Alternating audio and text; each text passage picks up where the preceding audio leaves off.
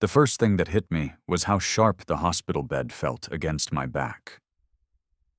A nurse adjusted a monitor, then left without saying much. My chest still carried the tight echo of the mild heart attack from earlier. I tried to steady my breathing, counting each rise and fall. A woman stepped closer, her badge catching a bit of the room's fluorescent glare. Danielle Brooks. I recognized her from earlier rounds. She leaned near my shoulder, her voice barely above a murmur. "Do not take that pill, something's off." Before I could form a question, another nurse strode in with quick, firm steps. She glanced at the cup near my hand. "Did you take it? The doctor wants you on it now?" Danielle didn't move. That other nurse squared her shoulders, eyes narrowing for a beat. The tension was stiff enough to feel through the air. I could sense a silent argument between them, something practiced, not new. Trevor lingered far down the hallway, arms crossed, speaking with the attorney, as staff kept him from re-entering. The bed began rolling toward the new unit, and Danielle watched for a moment before heading back toward the nurses' station. A nurse I hadn't met before stepped into the monitored room during a shift change. She checked a few readings, then leaned toward Danielle, who'd come to review my chart. Their exchange lasted only seconds, but the nurse's expression carried something urgent before she slipped out again. Danielle stayed behind. Her eyes narrowed in a way that made my stomach twist. "Come here," she murmured, unfolding a small printout she kept half hidden in her hand. "She just told me the hallway camera caught your son handing a bag of medication to the second nurse an hour before your evening dose." Each word landed heavier than the last. I stared at the paper. A timestamp. A location marker. No image, but enough to hint at more. "Where did she get this?" My voice came out lower than expected. "Security flagged it when pharmacy questioned your chart. She wasn't supposed to show it, but she trusts me." She tapped the page. "This aligns with the time someone pushed that outside order." The thought that Trevor had been caught on camera doing something like that made my chest tighten. A part of me tried to reason through it, searching for some harmless explanation. "Maybe I'm mistaken," I said. "Maybe he was just dropping off something for me. Vitamins, a supplement. He tries to help in his own way." "You didn't bring anything like that with you," she replied. "And if he'd meant well, he would have told the staff. There's a process for outside medications." The logic cut through my attempt to rationalize. My son had always had an edge when stressed, but I kept thinking maybe he'd been scared, not malicious. Maybe this was a misunderstanding that spiraled. Or maybe he thought I wouldn't make sense of it. I muttered, unsure if I was defending him or criticizing myself. Maybe he worries more than I realize.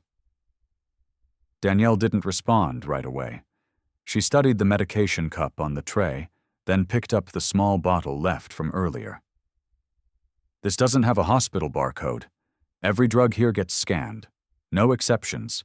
Whoever handled this did it off the books." She placed the bottle back as though it were contaminated. The door opened again. A clerk from administration approached the bed with another set of forms. Trevor trailed behind her, pacing, pushing for progress. "Can we finish the authorization today?" he asked the clerk. "My father's not able to handle financial decisions. We need this processed."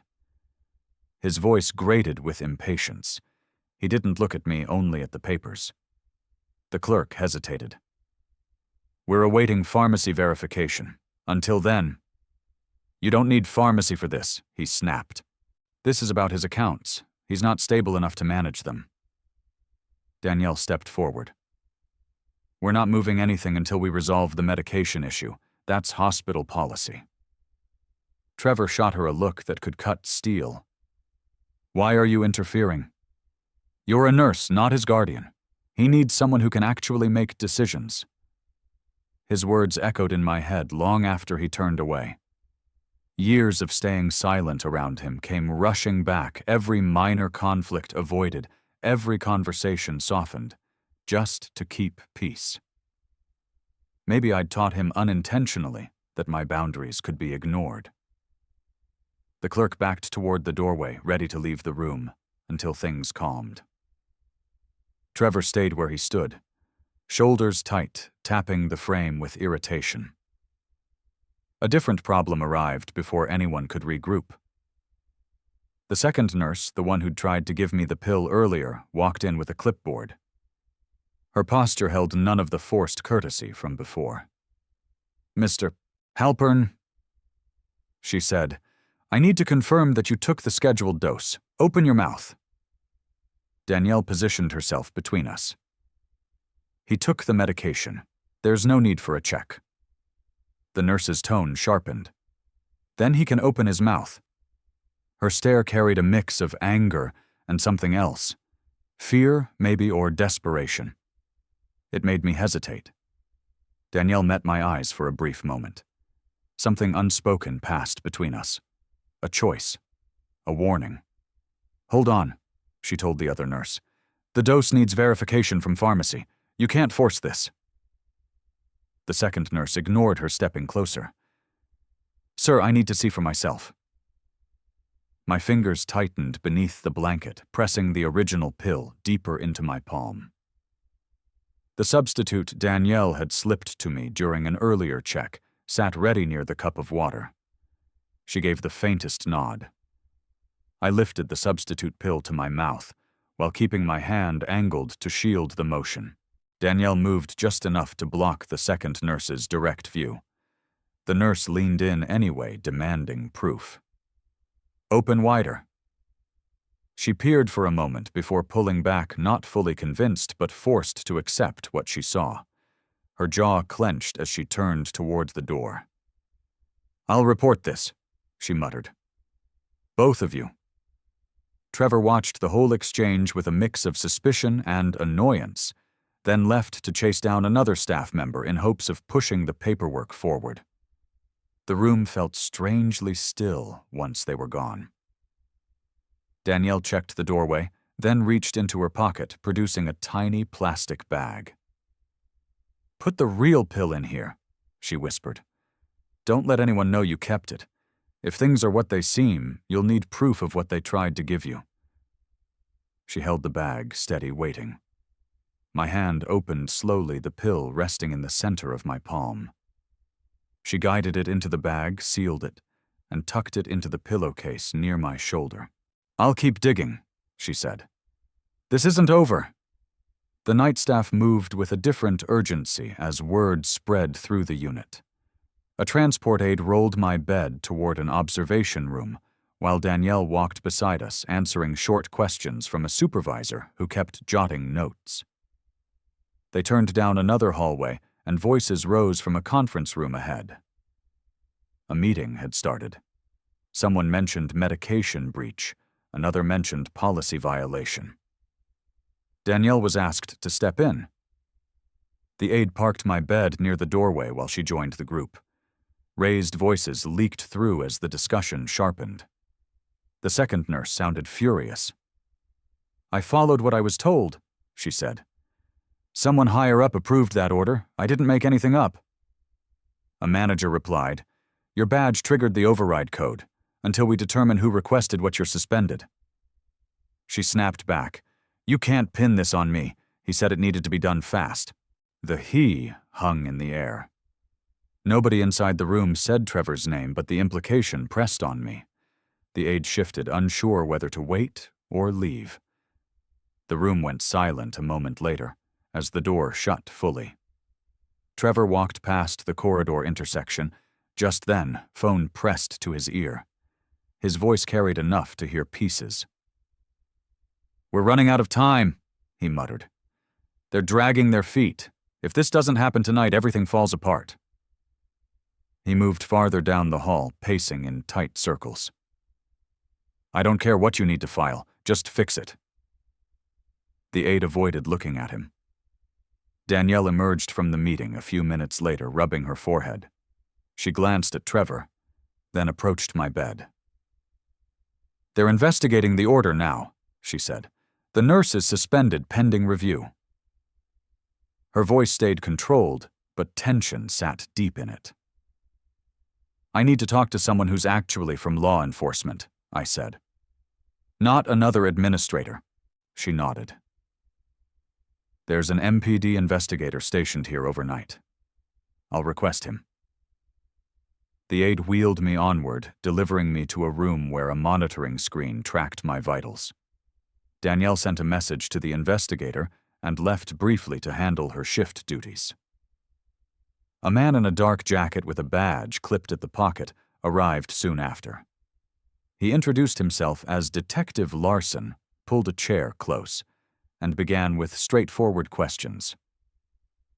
"Staff flagged a medication concern. Tell me in your own words what made you suspicious." Explaining everything forced me to admit how little concrete proof I actually held. Danielle's warnings, the unmarked bottle, the pill tucked into the pillowcase. Nothing enough to build a case on its own. Larson listened without interruption, though his expression didn't reveal whether he believed a word of it. "So at this point," he said, "we have a pill, a code misused for an outside order, and your son pushing legal paperwork. Anything else?" Before answering, the door eased open, and Danielle stepped inside. She glanced at Larson, then shifted her attention to me. "I need 1 minute," she said. Larson agreed, stepping toward the hallway to give us space. Danielle approached the bed and held out a slim device barely larger than a car key fob. "This came from the nurse who saw the camera feed," she whispered. "She recorded something in the hall earlier. You need to hear it." She played the audio on low volume. Trevor's voice came through first. "Make sure he gets the full dose. They won't question it if it's already logged. I'll handle the rest." The second nurse whispered back, "I'm not comfortable with this. It's not standard." "Just do it," Trevor said. "We don't have time." The recording ended. My pulse climbed as the reality of it settled. No more excuses, no more attempts to rationalize his actions. Whatever he was planning, he intended to push it through tonight. Larson stepped back in. My fingers closed around the pill, slipping it into my palm instead of lifting it to my mouth. The second nurse waited, expecting obedience. When I only shifted in the bed, she let out a clipped breath. "Let me know once it's done," she said, and walked out, shutting the door with more force than necessary. Danielle returned to my side within moments, scanning the hallway before speaking again. "Hide it. Don't throw it away, and don't let anyone touch you until I figure out what's going on." Her instructions landed with a weight I couldn't ignore. She tapped the metal tray near my elbow, where a small bottle sat without a label. That alone felt wrong. Every hospital I'd ever been in labeled everything down to the saline. "Your medication list doesn't match this," she whispered. "This came from outside orders, not your attending physician." Hearing that, a cold ripple ran down my spine. I had spent my life trusting systems, electrical grids, safety checks, procedures. Danielle handed him the device without elaboration. He listened, jaw tightening slightly at the exchange. "We'll need copies," he said, "and documentation of when and where it was captured." Danielle nodded. "I'll get the metadata." As she left to gather more details, Larson turned toward me. "Your son is still in the building, correct?" "Last I saw, yes." "He's been asking administration about power of attorney papers all evening. Combine that with this recording. This situation is escalating." Somewhere down the hall, a chair scraped loudly, followed by Trevor, raising his voice at a clerk. Larson glanced toward the sound. "I'm going to speak with him. Stay here." He stepped out just as another staff member wheeled a small cart past my door. Trevor appeared beyond the glass window, following an administrator toward the administrative wing. His attorney rejoined him halfway, carrying a thick binder of forms. The attorney pointed to a section of the hallway that led to the financial office. Trevor nodded quickly, gripping the stack of papers like a lifeline he couldn't afford to drop. He disappeared around the corner with the attorney, both of them moving with the urgency of men who believed they were close to sealing something final. Larson returned with a restrained expression, the kind people use when news won't land well. He stood near the foot of the bed, one hand resting on the rail. "We're not there yet," he said. "The recording is concerning, but it doesn't prove intent to harm. We don't have enough to intervene legally." The drop in my stomach felt heavier than the heart attack earlier. Larson didn't soften the message. His job wasn't comfort. "Then what does it take?" I asked. "Confirmation from the lab, a tox screen, clear evidence the medication was dangerous. Right now we only have a pill with no barcode and a conversation that could be interpreted several ways. Arthur, how long for lab results?" He paused. "Hours, maybe longer. They're backed up." It wasn't the answer I needed. He seemed to register that, but didn't alter it. He stepped aside when a nurse came in to check my vitals, then slipped out of the room. Danielle appeared moments later, a clipboard tucked under her arm. Her face gave away more than she meant to. "Management thinks I've overstepped," she said. "They're reviewing my involvement." "You've been trying to protect me," I replied. She shook her head slightly. "They say I've interfered with legal processes. Trevor told them you're not competent enough to make medical or financial decisions. He filed a formal complaint."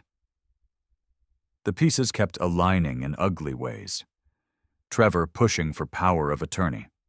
Trevor handing over a bag of medication. Trevor telling the hospital I'd lost clarity. "Did they listen to him?" I asked. "They're considering it." Danielle exhaled slowly. "He's been raising hell all over the unit, saying you're confused, paranoid, and at risk of harming yourself. He's trying to build a narrative." Her words carved through whatever hope I'd been trying to hold. My son wasn't panicked. He was strategic. A charge nurse entered then, asking Danielle to step outside. Their quiet conversation lasted long enough for me to catch fragments. "You need to stop inserting yourself. His chart doesn't match the order. Let the process play out." Danielle's voice dropped firm but controlled. "He could have died tonight." The charge nurse shook her head, gesturing to the hallway where Trevor had been making rounds. Danielle re-entered the room with frustration lingering around her posture. "You should know," she said, calming her tone. "Trevor set up a meeting with the finance department. He's pushing for the signature tonight. But he can't sign for me. He says you already did, or tried to, or forgot. Every time someone challenges him, he shifts the story." The helplessness felt strangling. A lifetime spent being the stable one, the predictable one, and now stability was working against me. People saw a sick man in a hospital bed, and a healthy son insisting he knew best. Outside the room, someone hurried down the hallway. The second nurse, the one suspended earlier, moved with a purpose that didn't match her status. She clutched a canvas tote stuffed with paperwork. Danielle caught the motion, too, and leaned closer to the doorway. "She shouldn't be back on this floor," Danielle whispered. "Someone's covering for her." The nurse ducked into a staff-only room deeper in the unit, shoulders, hunched gaze darting toward the administrative wing. It wasn't hard to guess who she was working with. An uncomfortable silence formed between us. Danielle reached for the chair next to the bed and pulled it close. "You need to talk to Larson again. Ask him to escalate the lab request. He already said they're overloaded. Then push." She lowered her voice. "If he hears urgency from you directly, he might find a way." Her resolve pushed past my hesitation. Larson returned about 10 minutes later, having clearly been flagged by Danielle. He closed the door halfway. "You needed something," he asked. "The pill in that bag," I said. "Can you get it tested sooner? I believe it's dangerous. It wasn't prescribed. The nurse who tried to give it to me has been suspended and still came back. My son is trying to sign documents he knows I wouldn't sign." Larson looked down at his notepad, weighing options. I can request a priority check, but no guarantee it jumps the line. Please do it. He scribbled a note. All right, I'll flag it. His tone shifted, acknowledging something he hadn't before. If this comes back confirming what you're suggesting, things change. He stepped out again, leaving the door cracked. Danielle lingered a moment. You did the right thing, she said. I feel like I'm running out of moves. You are, she answered. That's why you have to use each one carefully. Her blunt honesty held more comfort than reassurance would have. A brief lull followed until movement flashed at the far end of the hall. Trevor reappeared, striding toward the administrative section with a determined pace. The attorney met him halfway, handing over a thick stack of papers from a messenger bag. Trevor flipped through the forms while walking, barely stopping to breathe. His phone pressed against his shoulder as he spoke to someone again. Yes, I got the paperwork. We're doing it now. He can't stall anymore. He didn't realize I could see him through the glass panel beside my room. His focus stayed glued to the pages, and he reached for a pen without slowing down. Danielle followed my gaze. She had no words left either. The hallway bent toward the financial office. Trevor rounded that corner binder in hand, the attorney close behind. Their steps carried them into the administrative room, where signatures echoed like final acts. Danielle returned during a lull in the hallway, shoulders tense, jaw set in a way I hadn't seen earlier. She checked the doorway before coming closer. A small tablet rested in her hand. The screen dimmed. I need you to see this, she said. A short clip played grainy, pulled from a hallway camera. Trevor approached the suspended nurse, handed her a thick envelope, then leaned close. Even without sound, their exchange looked anything but routine. The nurse tucked the envelope into her pocket, glancing both ways before walking off. My mouth went dry. Where did this come from? I asked. Security pulled it after the earlier report, Danielle said. Someone leaked it to me. You can't rely on it yet. It's not authenticated. The clip repeated each pass, tightening the knot in my chest. Whatever illusion of misunderstanding I'd been trying to hold on to couldn't survive this. Could this be enough? I asked, knowing the answer. Not yet, she replied. But it's more than we had. Before I could speak again, footsteps echoed down the hall. A hospital administrator walked past my door, followed by Trevor, who kept up a relentless stream of complaints. He's not competent, he insisted. His doctor knows. I've already submitted the psychological report. We need this authorized tonight. A staff member tried calming him.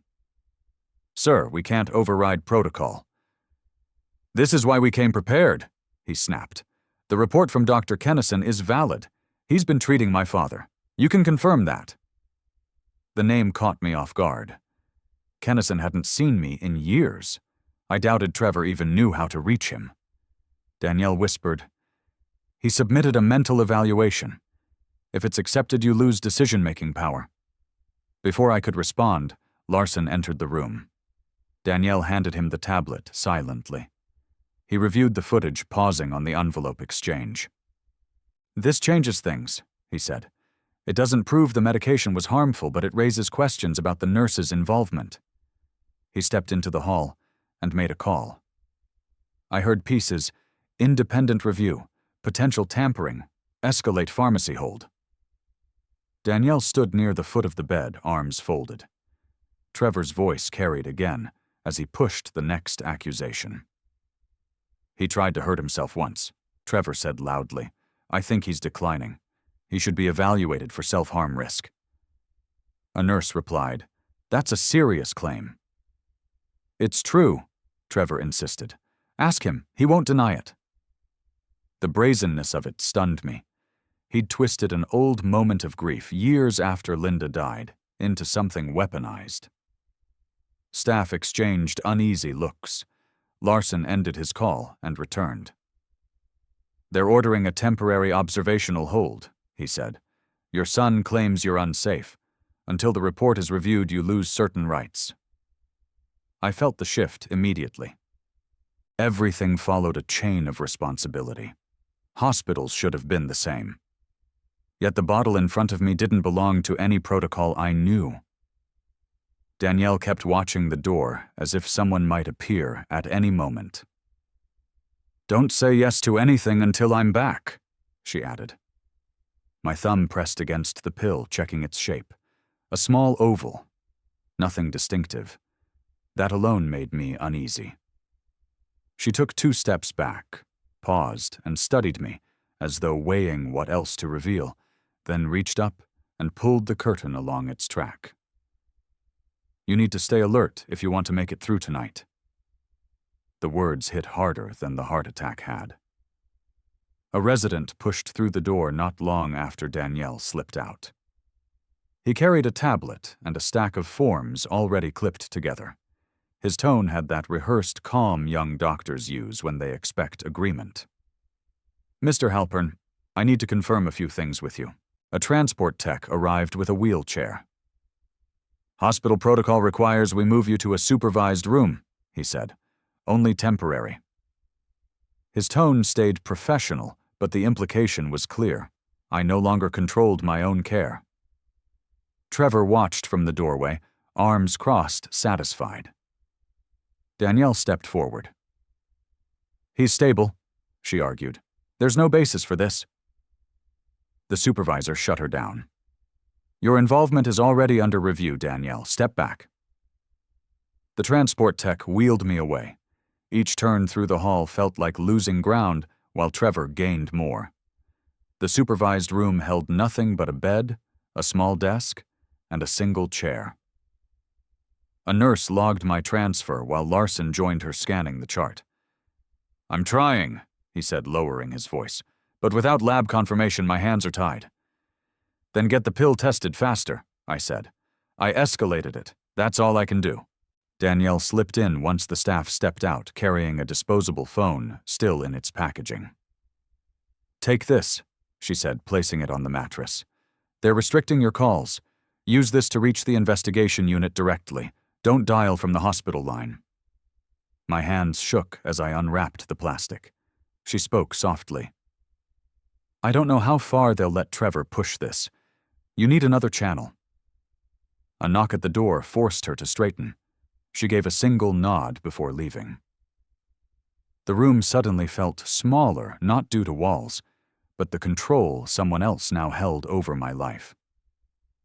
The disposable phone lay in my lap. I dialed the number she'd written on the packaging. An operator from the investigative division answered. I introduced myself, explaining I had new evidence and needed urgent review. She took my information, promised to relay it. Minutes later, Larson reappeared, phone in hand. "They just contacted me," he said. "Lab checked the pill you kept." He paused, studying my face before continuing. "It's a benzodiazepine variant, high dose, not listed anywhere in Hennepin's formulary." My breath stalled. "It wasn't prescribed," he added, "and it shouldn't have been in this building at all." Larson returned at a pace that made the staff nearby stiffen. He spoke briefly with 2 uniformed officers who had arrived without fanfare, then motioned for me to stand. A transport aide brought a portable monitor, disconnecting the leads with practiced movements. "We have authorization," Larson said. "You're coming with us." "Authorization for what?" I asked. "Emergency oversight. The drug wasn't on the hospital list. That triggers a mandatory intervention. MPD's Special Response Unit is en route." The shift in control was instant. Nurses backed away from the doorway as more officers appeared in the hall, moving with deliberate steps. A senior administrator hurried toward them, speaking in low tones while glancing in my direction. Larson leaned closer. "Your son won't be able to finalize anything until this is reviewed. The hospital has blocked all legal documents tied to you tonight." His words didn't ease me, but they did slow the panic pressing against my ribs. Danielle hurried up to us, her badge clipped to a new lanyard, as if she'd just come from another interview. "They're calling an emergency board meeting upstairs," she said. "The director ordered a halt on every signature request involving you. They want full review before anything moves." "Good," Larson replied. "You'll need to give your statement again." She held out a folder thin but dense enough to matter. "Everything's in here.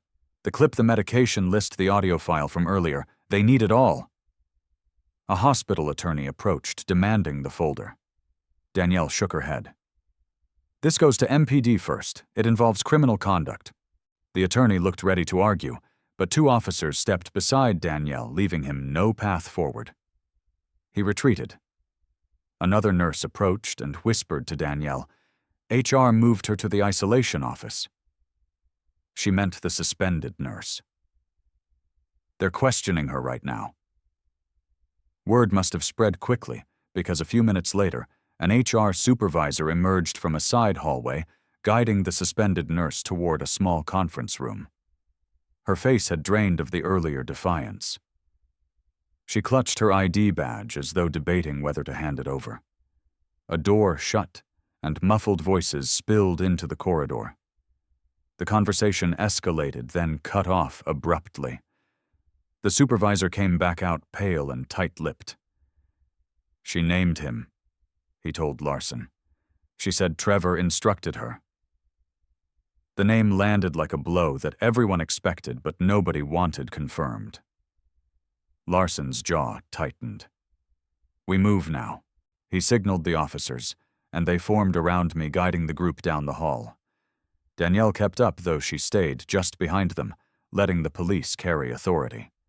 Near the administrative wing, Trevor's voice rang out sharply. He paced with his attorney, frustrated, gesturing at a stack of documents. "They can't block this. The report is valid. We're signing it tonight," Trevor insisted. His attorney tried calming him. "They froze the process. Something shifted. I don't know what they found."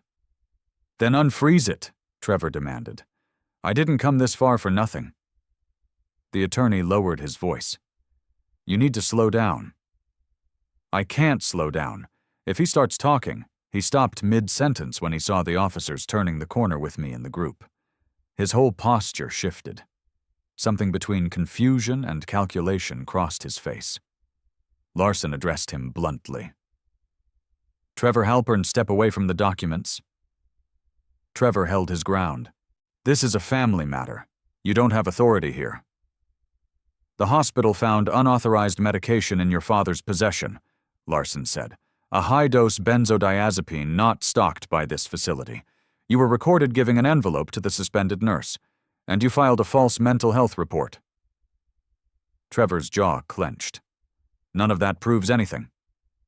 His attorney quickly raised his palms. "Detective, let's de-escalate." "We're well past that," Larson responded. "Step back from the paperwork."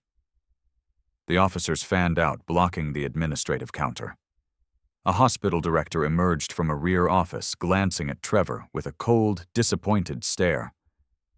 "We've halted all signatures," she said. "This meeting is over." Trevor tried one last push. "He's not capable of making decisions. You're making a mistake." Larson looked at me as he answered him.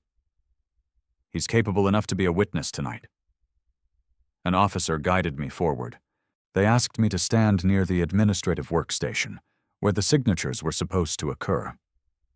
A separate group escorted the suspended nurse toward another room, while continuing their questioning. The attorney tried gathering the papers, but an officer placed a hand on the binder. "These are being seized as evidence," he said. Trevor reached for the stack anyway. "Don't touch that," Larson warned. For the first time all night, Trevor hesitated. Real hesitation, not bluster, not manipulation. His hand froze inches from the binder. A detective opened an evidence bag, collecting the signed and unsigned pages. Trevor watched each sheet disappear into the pouch, his breathing shallow. Larson spoke again. You'll come with us for questioning." Trevor didn't move. His face drained as he stared at the binder like it was the last lifeline he had left. A hospital staffer stepped toward me. "Mr. Halpern, they need you in a separate room to prepare your statement." Larson nodded. "We'll escort him." The officers shifted, creating a path toward the hallway. I followed them out, leaving Trevor standing beside the administrative counter, frozen in place, while investigators sealed the evidence bag at his elbow. Larson guided me into a small conference room, the kind used for staff trainings and insurance reviews. A stack of documents waited on the table, along with the evidence bag containing the pill Danielle had saved. He pulled out a form and pointed to the signature line. "Sign here to transfer everything into MPD custody. Chain of evidence matters," he said. The pen felt heavier than it should. I signed anyway, then watched him seal the paperwork with a practiced motion. Another officer entered and collected the clip, the audio file, and the pill logging each item before carrying them out of the room. Larson took the seat across from me. "Trevor's being held for questioning," he said. "He's not under formal arrest yet, but that's coming. The charges on the table include attempted poisoning, fraudulent authorization, and tampering with medical documentation." Hearing it stated plainly still didn't settle right. A father isn't built to process his child's name alongside words like poisoning or fraud. Larson continued, without softening it. "The nurse admitted her role. She said Trevor promised money to cover her debts. She cooperated once we showed her the footage." A knock on the door drew his attention. A hospital HR supervisor leaned in. "She's been removed from staff duties effective immediately," he reported. "Legal will handle the rest." Larson nodded him out, then turned back to me. "You'll need to testify later, but for now you're safe. The medical team will clear you once they finish their evaluation." The door opened again as Danielle stepped in, looking worn through the edges. Not defeated, just drained. "Did you sign any advance directives or power of attorney papers earlier today?" The question hit awkwardly. My heartbeat didn't spike, but something in my chest tightened. "No," I said. "I didn't sign anything." He frowned at the tablet. "It shows your signature on file. The timestamp is from this afternoon." The resident waited for an explanation, but nothing useful came to my mind. My afternoon had been spent dealing with chest pain paramedics and the move into this bed. Not a single form had been placed in front of me. He stepped away, murmuring that he'd return once he checked with administration. Danielle slipped in before the door had fully swung shut behind him. Her movements were quick, almost clipped. A few papers folded in her hand suggested she'd been digging for something. "Look at this," she whispered, unfolding a photocopy. "Your medication order. It didn't come from your attending doctor. Someone used an internal code to push it through." She gave me a small nod, the kind you offer when words don't fit. I reached out and touched her shoulder. A simple gesture. She'd done more for me in one night than I could say without unraveling. She didn't wait for thanks, only exhaled and excused herself to finish her shift. A hospitalist arrived shortly after and ran through the final exam. "Your labs look stable. The substance you were given didn't metabolize enough to do serious damage," he said. "You can go home soon, but take it slow over the next few days." Hours later, discharge papers sat on my lap, and a volunteer wheeled the chair toward the entrance. Morning crept into the sky as the automatic doors opened. A patrol car idled in the fire lane. Trevor sat in the back seat, head bowed, hands behind him. He didn't look up when we passed. He didn't need to. The image of him signing those documents while believing I was slipping away had already carved itself deep. The driver pulled to the curb near my place in Brooklyn Park. My house looked the same porch railings, same mailbox, but something in me shifted the moment I stepped inside. The silence didn't ache the way I expected. It felt like space to breathe. I went straight to the desk drawer where I kept my files. Passwords changed first bank accounts, investment portals, utilities, even the garage door opener app. Every login Trevor might have seen or guessed. The motions came naturally, as if my hands understood the stakes before my mind fully caught up. A voicemail blinked on the landline. My attorney's voice filled the room. "Call me when you're stable enough. We should revisit your estate documents. There are safer structures available now."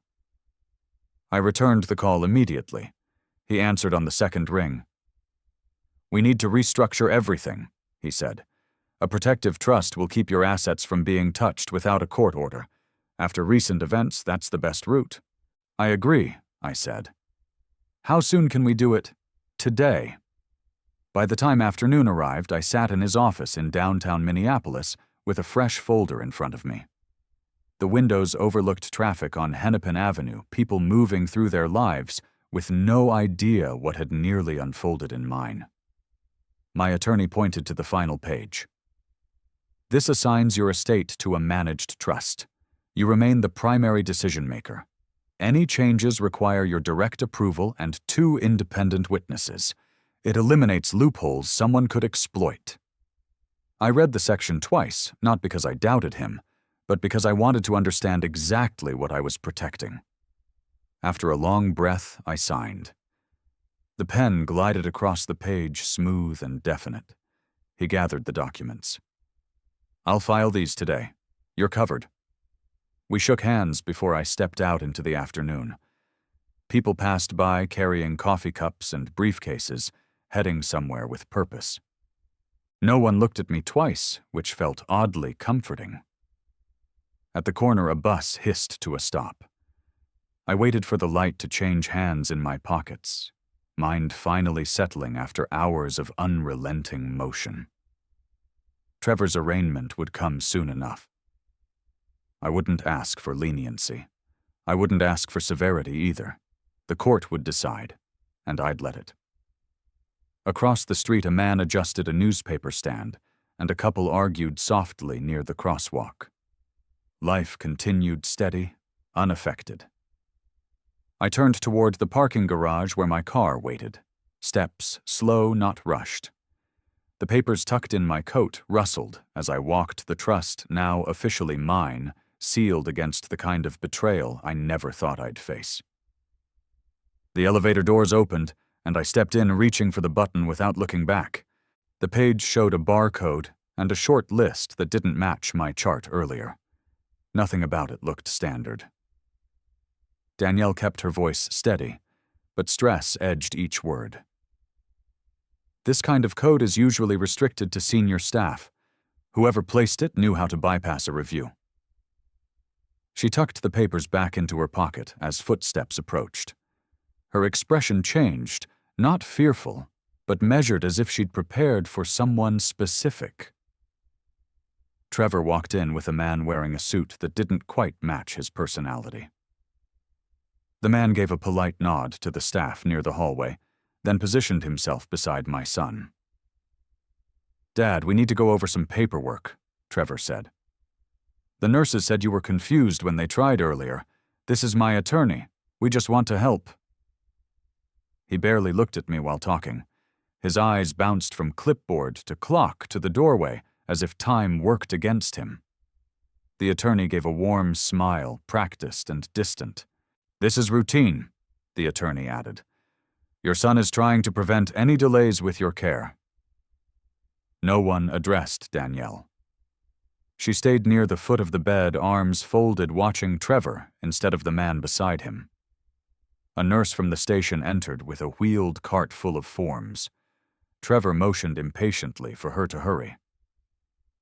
"Can you bring the POA first? Dad gets tired easily," he said. The nurse glanced at Danielle. Something silent passed between them. Danielle stepped closer.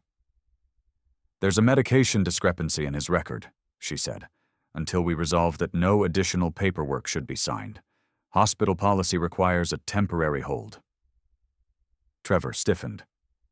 "What discrepancy? His doctor approved everything." "That's not accurate," she replied. "A code was used that doesn't match his attending physician. We can't process anything until this is reviewed." The attorney tried to recover the conversation. "We can still go over the forms. He can acknowledge them without finalizing." "No," Danielle cut in. "Not until pharmacy and risk management look at the order." Trevor's jaw flexed. He kept glancing toward the doorway, as though checking whether someone else would step in to override her. "You're making this difficult," he muttered. "Dad, just tell them you want my help." The urge to respond came slowly. Years of staying neutral around him had turned into habit. Saying nothing always felt safer. He expected it, now expected compliance or at least absence of resistance. "I'll sign nothing until this is sorted out," came out of my mouth, before I fully realized the words were leaving. He blinked at me as if I'd spoken a foreign language. Danielle didn't smile, but her shoulders eased slightly. The nurse with the cart backed toward the hallway. Trevor leaned in. His tone softened, but his foot tapped the floor with agitation he couldn't hide. "You don't understand what's happening. You scared Mom like this too. You forget things. I'm trying to make sure your accounts don't get mismanaged." The remark landed in a place I tried hard to ignore. Using my late wife's memory like that. He knew exactly what he was doing, tugging old guilt to tilt the room in his direction. Danielle handed me a cup of water, though I wasn't thirsty. She used the motion to shield her next words. "Has anyone besides Trevor ever had access to your retirement information, account numbers, logins, anything?" The question froze me. Old emails, shared folders, paperwork from years ago floated through my thoughts in no particular order. Answering felt harder than it should have been. Trevor spoke first. "Why would she ask that Dad wouldn't let anyone touch that stuff? He's paranoid about it." The defensiveness in his voice didn't match the situation. Danielle waited for my answer anyway. "I'm not sure," I finally said. "Things were different when Linda was still alive. Some files were shared. I don't remember what stayed or went." Trevor seized the hesitation. "See, he's not thinking straight. This is why the paperwork needs to be finished." Before he got a chance to push again, a supervisor came into the room asking Trevor and his attorney to step out. Someone from risk management wanted to verify more details. The attorney attempted to argue, but protocol won. Trevor shot me a frustrated look as he followed the supervisor towards the hallway. His steps echoed down the corridor, sharp and uneven. A transport aide arrived minutes later with a new set of instructions. "We're moving you to a monitored room until the investigation is complete," he said. "It's standard for medication irregularities." Danielle adjusted the blanket near my arm, her tone low enough that only I could hear her. "I'll check on you once they settle you in. Don't answer questions unless you're sure who's asking." The aide unlocked the bed's wheels and prepared to move it.